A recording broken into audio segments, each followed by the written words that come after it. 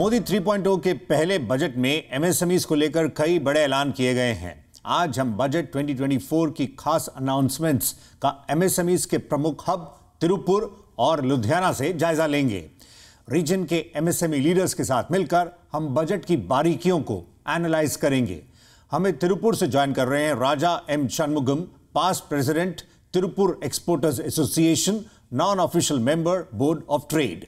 साथ ही मौजूद हैं Upkar Singh Ahuja, president chamber of industrial and commercial undertaking CICU। आप दोनों का शुक्रिया, थैंक यू।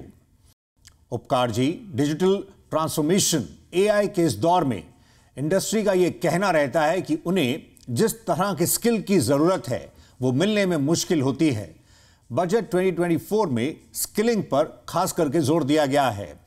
इसमें सेंट्रली स्पॉन्सर्ड स्कीम के जरिए सपोर्ट की बात भी रखी गई है। साथ ही 1000 ITIs को अपग्रेड करने पर जोर है। इन कदमों को आप कैसे देखते हैं और ITIs को लेकर क्या आपका कोई सुझाव होगा? विलेजेस में या जो सब अर्बन एरियाज है वहाँ पे यूथ अवेलेबल है, मगर वो स्किल्ड नहीं है। क्योंकि इंडिया में एक अगर मोटी फिगर देखी जाए तो 50% लोग 10वीं और 12th के बाद, 10th और 12th के बाद ड्रॉप आउट हो जाते हैं स्कूल से। और उनको अगर हम स्किल डेवलपमेंट के थ्रू उनकी स्किल अपग्रेड करते हैं तो they can improve their living standard and they can contribute a lot to the industry. Government ने अभी एक स्कीम है दीन दयाल उपाध्याय स्कीम, उससे क्या है कि जो इंडस्ट्री है अगर वो अपने स्किल सेंटर खोलती है तो उससे क्या है कि उसको वो पेमेंट देते हैं और इंडस्ट्री अपने लिए अपने मनमर्जी के लोग तैयार कर सकती है। एक बड़ी अच्छी स्कीम है। हर इंडस्ट्री के पास एक छोटा, इसको जापानीज में हम डोजो रूम कहते हैं, जैसे हम ऑटो कंपोनेंट्स बनाने वाले हैं तो सबके हमारे ऑलमोस्ट जो ट्रेनिंग सेंटर है फैक्ट्रीज में एस्टेब्लिश है। अगर हम उसके साथ लिंक कर देते हैं तो एक तो हम लोगों को अपने अकॉर्डिंग स्किल कर पाएंगे और दूसरा इसके थ्रू हम जो अपनी नीड्स है और अपनी प्रोडक्टिविटी इंप्रूव कर पाएंगे, क्वालिटी इंप्रूव कर। IT अपग्रेड करने की जरूरत है। इसमें जो चैलेंजेस आते हैं, जो ITI है तो वो काफी ओल्ड बिल्डिंग्स है, पुराने हैं, काफी देर से अपग्रेड नहीं हुए, मगर ये गवर्नमेंट का बड़ा अच्छा स्टेप्स है। ITI हमारे लिए एक बहुत बड़ा एसेट हो सकता है। मगर जो जैसे मैं लुधियाना ITI की बात करूं तो उसमें 19 एकड़ जगह है और उसमें हम पूरे साल में हार्डली 1000 स्टूडेंट्स ही पास आउट होते हैं। तो इसमें जो नंबर्स हैं, एक तो नंबर्स बढ़ाए जाए, एक जो कोर्सेज हैं पिछले मैं समझता हूँ कि 2-3 साल में काफी इंप्रूवमेंट हुई है। जो कोर्सेज जिनकी आज की डेट में जैसे आप समझो कि टाइपराइटर ऑपरेटर का भी कोर्स था कभी, तो वो उसकी अब जरूरत नहीं रही है। तो कोर्स इसको गवर्नमेंट अपग्रेड कर रही है time to time. Local ITI में अभी हमने robot teaching, CNC operators and then like software 2D designing, 3D designing, देन उसमें ऑटोमोबाइल वर्कशॉप्स।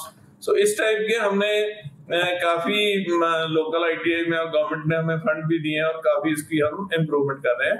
सो मैं समझता हूँ कि ITI गवर्नमेंट को 1000 जो अपग्रेड करने हैं वो सिलेक्ट करने चाहिए कि कौन सा ITI किस बिजनेस क्लस्टर के पास है और उसको उसके अकॉर्डिंग अपग्रेड करना चाहिए। ये एक it will be a very good step. एक बड़ी और इम्पोर्टेंट चीज है जो क्वालिटी ऑफ ट्रेनिंग है, that need to be improve.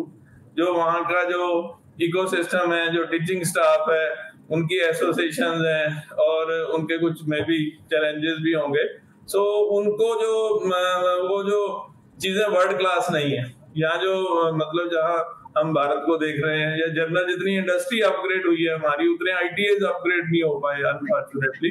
और एक गवर्नमेंट का मैं बहुत अच्छा एक वेलकम स्टेप है और आने वाले दिनों में ITI के थ्रू मुझे लगता है कि हमें अच्छी वर्कफोर्स मिल पाएगी, हम अपनी क्वालिटी प्रोडक्टिविटी इंप्रूव कर पाएंगे। Mr. Shanmugam, the budget has also focused on employment linked incentive. आप इस कदम को वर्कफोर्स के नजरिए से कैसे देखते हैं? Yeah, definitely, it will help the industries who are engaging new labor staffs and laborers up to 1 lakh.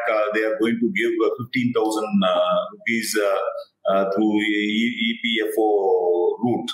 in 3 installment, which is again it's a very positive gesture, because these are all some hand-holding facilitation from the government side, which will help the industries to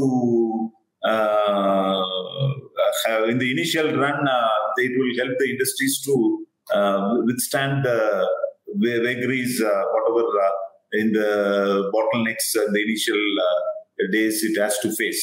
So in this manner, it is going to be a greater push towards employment generation. And you know that this government is giving for the past many years the startup importance to startups. So the startup companies do have this as a beneficial factor to promote their, to accelerate their growth altogether. Mister Shanmugam, budget में industrial park setup करने का ऐलान किया गया है, जिसमें plug and play facility मौजूद होगी।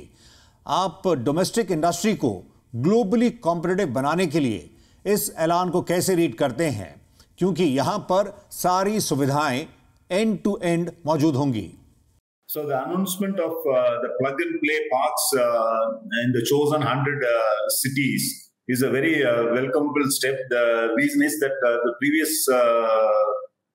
2.0 Modi government itself, they have come out with the plan of one district, one product. So this kind of boosting factor is very much required, because the plug and play model is going to really going to become a game changer altogether for the industrialization of that chosen area, because we cannot expect everyone would be enough with money to invest and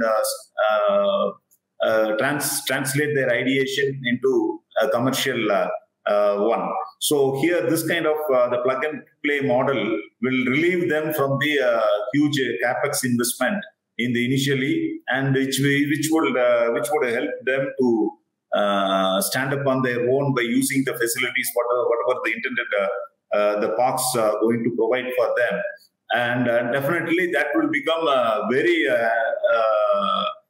positive one to accelerate the growth of industrialization of the regions altogether, by creating a plug and play industrial park module over there on the chosen product manufacturing center. So thereby, definitely India can become a very potential center for sourcing anything and everything what is required for the globe, as it is being demonstrated by China in a giant form. So that could be replicated by India also in this way of approach. I hope that this would accelerate the total overall industrialization of the country. उपकार जी, industrial parks को आप कैसे देखते हैं? साथ ही industrial workers के लिए PPP model में डॉर्मेट्री की बात रखी गई है। आपके रीजन में बड़ी संख्या में माइग्रेटरी वर्कफोर्स है, तो ये जो पूरा इकोसिस्टम तैयार किया जा रहा है इंडस्ट्री और वर्कर्स के लिए, इसके एमएसएमईज के लिए क्या मायने हैं? आप इन डेवलपमेंट्स को कैसे देखते हैं?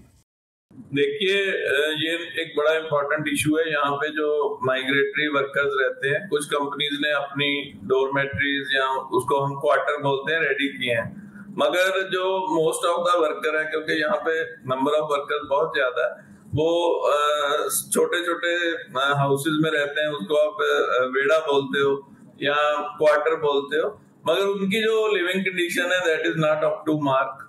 और अगर ये ऐसी स्कीम आ जाती है, क्योंकि जो वर्कर अगर रात को प्रॉपर सो नहीं पाएगा और आराम नहीं कर पाएगा, तो सुबह उसकी परफॉर्मेंस है वो प्रॉपर प्रोडक्टिविटी नहीं दे पाएगा। ये जो अगर हमें इंडिया को 5 ट्रिलियन और 10 ट्रिलियन इकोनॉमी का या लार्जेस्ट मैन्युफैक्चरिंग बेस का हम सपना देख रहे हैं, इसके लिए ये बहुत अच्छा कदम है। और गवर्नमेंट ने, मैं समझता हूँ कि 360 डिग्री जो इश्यूज है उनको एड्रेस करने की कोशिश की है। ये स्कीम्स बन जाती हैं। इसमें क्या है, जो अप्रूवल्स है, अब बिल्डिंग अप्रूवल्स है और बाकी अप्रूवल्स है, ये स्टेट गवर्नमेंट से लेनी पड़ती है, और जो इसके लिए जो कुछ इंसेंटिव आता है वो सेंट्रल गवर्नमेंट से आता है, मगर जो वो तालमेल है वो बन नहीं पाता।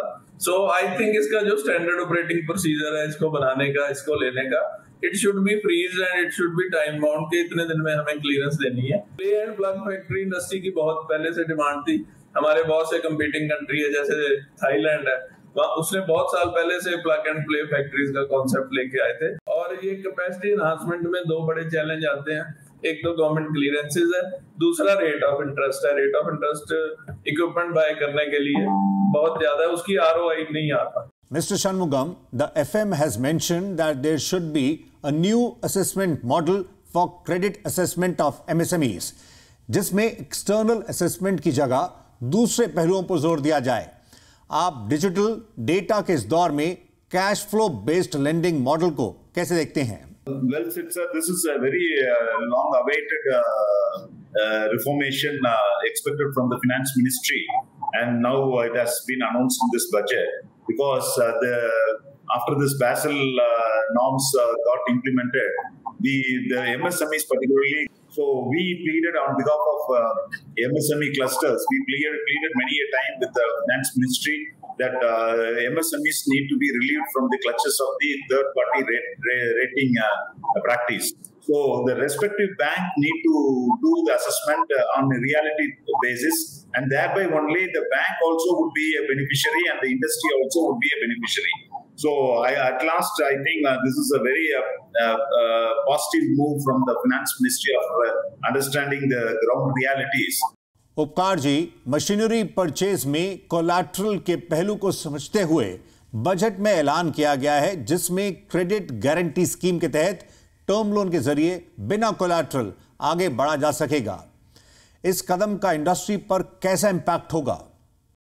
तो सर, ये पहले भी स्कीम रही है ऐसी, इसमें हमें काफी एक्चुअली स्कीम तो बहुत अच्छी है, मगर इसको अब जो किस फॉर्मेट में आती है, पहले सिडबी की एक CLSS स्कीम था जो सिडबी डिसबर्स करता था, so it was good scheme. मगर जो अभी ये स्कीम अनाउंस की है, इसकी अभी डिटेल्स आनी बाकी है, मगर इसकी इंडस्ट्री को बहुत ज्यादा जरूरत है। जैसे मैंने पहले बताया कि टेक्नोलॉजी को तो छोड़ दो, हमारे पास कैपेसिटीज भी नहीं है, और अगर कैपेसिटी हमें एनहांस करनी है और 8 से 12% इंटरेस्ट के बीच जनरल MSME को लोन मिलता है, उतना ज्यादा इंटरेस्ट देके कोई भी MSME एक्सपैंड नहीं कर सकती और कैपेसिटी एनहांसमेंट नहीं हो सकती। सो हमारी तो यही रिक्वेस्ट है, जैसे जापान में 1% इंटरेस्ट है, चाइना में 4% इंटरेस्ट है, जो ये गवर्नमेंट को ऐसा मैकेनिज्म बनाना चाहिए कि इंडस्ट्री को मैक्सिमम 4-5% इंटरेस्ट रेट पे इक्विपमेंट मिलने चाहिए, तभी हमारी कैपेसिटी एनहांसमेंट हो पाएगी। MSME के पास ये बहुत बड़ा एक चैलेंज है, कोई भी इक्विपमेंट की जरूरत पड़ती है तो अगर कोलैटरल नहीं है तो वो लोग आपको इक्विपमेंट नहीं मिल पाता। उपकार जी, डिलेड पेमेंट्स और डिस्ट्रप्शन के कारण MSMEs को कई बार लोन रीपेमेंट में चुनौती का सामना करना पड़ता है। मुश्किल दौर में MSMEs को सपोर्ट करने की बात रखी गई है, यानी स्ट्रेस के दौरान MSMEs को क्रेडिट जारी रहेगा। ये कदम कितना अहम है? तो ये बड़ी इंपॉर्टेंट बात है। कई बार इंडस्ट्री स्ट्रेस हो जाती है और उसको सपोर्ट करने के लिए, क्योंकि लिमिटेड रिसोर्सेज है, कोई नहीं होता, और स्ट्रेस्ड अकाउंट्स के लिए गवर्नमेंट एक स्कीम लेके आई है, इससे इंडस्ट्री को बेनिफिट होगा। इसके अलावा एक और बहुत इंपॉर्टेंट पहलू है जो 43B का इनकम टैक्स का इशू है, उससे भी इंडस्ट्री काफी ज्यादा परेशान है, क्योंकि वो इमीडिएटली इम्प्लीमेंट कर दिया गया, गवर्नमेंट को प्रेपरेशन का टाइम नहीं मिला। अगर आप 45 डेज में पेमेंट नहीं करते हैं MSME को, और यहाँ लुधियाना में बहुत से हमारे एक्सपोर्टर्स हैं और टेक्सटाइल इंडस्ट्री है, उनको इससे काफी ज्यादा दिक्कत आ रही है, मगर बजट में इसकी अनाउंसमेंट नहीं हुई। यहाँ की इंडस्ट्री इसके लिए बहुत ज्यादा परेशान है। Mister Shanmugam, SIDBI will open new branches to expand its reach to serve all major MSME clusters. इसके लिए 3 साल का समय दिया गया है, साथ ही इसमें डायरेक्ट क्रेडिट प्रोवाइड करने की भी बात है। आप क्या इस कदम का स्वागत करते हैं? Sir, it's again a welcome move from the Finance Ministry's announcement that SIDBI will get opened in all the MSME clusters, because MSMEs need SIDBI-like institutions to come forward and handhold the startups in a big way. So their presence in all the industrial clusters are very much important. comparatively with the private, the public banks. So here actually this is again a welcomable move done in this budget, and I hope that this would facilitate the growth of the industries. As I told already, that the industrialization of the chosen areas also will be benefiting out of it. उपकार जी, सिडबी से direct credit के पहलू पर आपकी क्या राय होगी? देखिए, सिडबी एक बड़ा सक्सेसफुल इंस्टीट्यूट है और वो एमएसएमई की अपलिफ्टमेंट के लिए काफी काम करते हैं, और आने वाले टाइम में अगर और ब्रांचेस खोली जाती है और जो छोटे शहर हैं और छोटे क्लस्टर्स हैं उससे उनकी रीच इजी हो जाएगी और इंडस्ट्री को इसका काफी बेनिफिट मिलेगा, क्योंकि सिडबी की काफी स्कीम है, जैसे सोलर पे स्कीम है, पहले जो इक्विपमेंट फाइनेंस है उसकी उनकी स्कीमें बड़ी इफेक्टिव थी और मुझे लगता है इससे इंडस्ट्री को काफी बेनिफिट होगा। एसएमई एक्सप्रेस में फिलहाल वक्त ब्रेक का है। बजट 2024 का हम एमएसएमई के प्रमुख सेंटर से जायजा ले रहे हैं। हम जल्द लौटते हैं।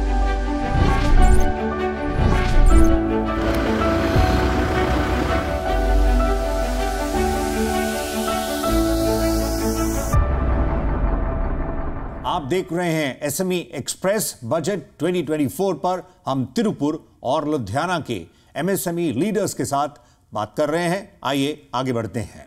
उपकार जी, एनर्जी एफिशिएंसी मेजर्स की जहां तक बात है, बजट में इसको लेकर ट्रेडिशनल और माइक्रो उद्यमियों के लिए फाइनेंशियल सपोर्ट की बात रखी गई है ताकि वो क्लीन एनर्जी की तरफ शिफ्ट हों। बदलते दौर में ग्लोबल वैल्यू चेन से जुड़ने के लिए यह बहुत जरूरी है। इस पर आपको इंडस्ट्री से कैसा फीडबैक मिल रहा है? देखिए, ये एक इंडस्ट्री के लिए आने वाला बहुत बड़ा चैलेंज है, खासतौर पे एमएसएमई के लिए। अभी इंडिया गवर्नमेंट ने जो 1000 लिस्टेड कंपनी है उनको अपना कार्बन फुटप्रिंट और ESG, environment and social governance, इस पे एमएसएमई को बहुत काम करने की जरूरत है। आने वाले टाइम में काफी इससे दिक्कत आने वाली है, क्योंकि कई यूरोपियन कंट्रीज इंपोर्ट पे 5% ड्यूटी की बात कर रहे हैं, जिनका कार्बन क्रेडिट प्रॉपर नहीं है या जिनके पास ESG इनलाइन नहीं है। सो यहाँ हमारी एसोसिएशन में हमने ऑलरेडी इस पे 2 प्रोग्राम कराए हैं और एक प्रोग्राम, और इसको हम काफी ज्यादा सेंसिटाइज कर रहे हैं। सो इसमें एक बड़ा जरूरी पहलू है जो एनर्जी जनरेशन से हीट जनरेट होती है। Basically this is about the global warming. ये सोलर से, क्योंकि इंडिया में हमें 300 दिन धूप मिलती है, सोलर एनर्जी यहाँ काफी सक्सेसफुल हो सकती है। गवर्नमेंट ने अभी एक योजना में जो रेजिडेंशियल एरिया है वहां पर अगर आप सोलर लगाते हैं तो उसमें आपको कुछ सब्सिडी दी जाती है। तो सिमिलर टाइप से हम डिमांड करते हैं कि इंडस्ट्री को दी जाए, क्योंकि आज इंडस्ट्री प्रिपेयर नहीं है। सडनली एक इशू आ जाएगा, आपकी एक्सपोर्ट बंद हो जाएगी या कम हो जाएगी, क्योंकि अभी जो ट्रेड बैरियर्स हैं वो लगाने मुश्किल हो रहे हैं। और जैसे कि अभी आपने पीछे देखा होगा कि स्टील पे ट्रेड क्वालिटी बैरियर लग गया, अब क्वालिटी के साथ एनवायरमेंट बैरियर भी कंट्रीज ने लगाने शुरू कर दिए हैं ताकि वो इंपोर्ट को रोक पाए। सो इसके लिए इंडस्ट्री को तैयार करना बहुत जरूरी है। Mister Shanmugam, what is your assessment on the role of ESG in the export markets? Tiruppur में ग्रीन पर काफी काम हुआ है, जीरो लिक्विड डिस्चार्ज को लेकर भी कदम बढ़ाए गए हैं। इस पर आप क्या शेयर करेंगे? Sir, as Bhuja ji has told that ESG is now well in play, because the environmental and social governance, which they call as a sustainable factor, is very much in play. Everyone has to adhere to that to get their product exported. I recently happened to visit Germany, and I got known that the European Union has passed a law under this ESG requirements. So it is going to be implemented very strict manner in the coming months and coming years. And we have to, all the suppliers across the globe have to equip oneself to address the sustainable factors to the best of their capacity. So this is the order of the day going to be, and we have to equip ourselves. And as you mentioned, that Tirupur is already in the sustainable path in very many arenas, required arenas. like zero liquid discharge, and then electricity, because we generate more green energy than we consume, and then afforestation is also happening around this place. So all these factors it helps, and also now they are particular on water recycling very much, and all the chemical management, whatever to be used, is all going to be governed electronically with all the modern gadgets, because we cannot bluff or we cannot get escaped by just showing some records. It's not going to happen, because it's all going to be viewed in real terms. So we are all need to get